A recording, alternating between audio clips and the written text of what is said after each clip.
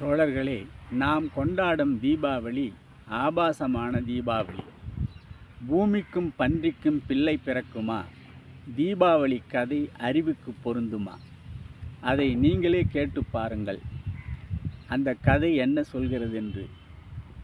பூமியை பாயாக சுருட்டி கொண்டு புகுந்து கொண்டான் இரண்யாட்சதன் கடலில் என்றும், பன்றி அவதாரத்தில் மகாவிஷ்ணு பாய்ந்து சென்று பிடுங்கி அதை விரித்தான் என்றும், பூமிக்கும் பன்றிக்கும் காதல் தோன்றி புணர்ந்ததில் நரகாசூரன் பிறந்தான் என்றும் ஆபாச பொய்க்கதை புழுகை ஏற்று தீபாவளியை தமிழர்கள் கொண்டாடலாமா?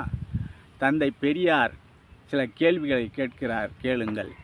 பூமியை பாயாக சுருட்ட முடியுமா? அப்படி என்றால் பூமி தட்டையா? பூமியை சுருட்டி கடலில் ஒளிந்து கொண்டால் கடல் எங்கே உள்ளது? வானத்திலா? பூமியும் பன்றியும் உறவு கொண்டு பிள்ளை பெற்றனர் என்பதை அறிவாளிகள் ஏற்றுக்கொள்வார்களா? சிந்தியுங்கள் தோழர்களே.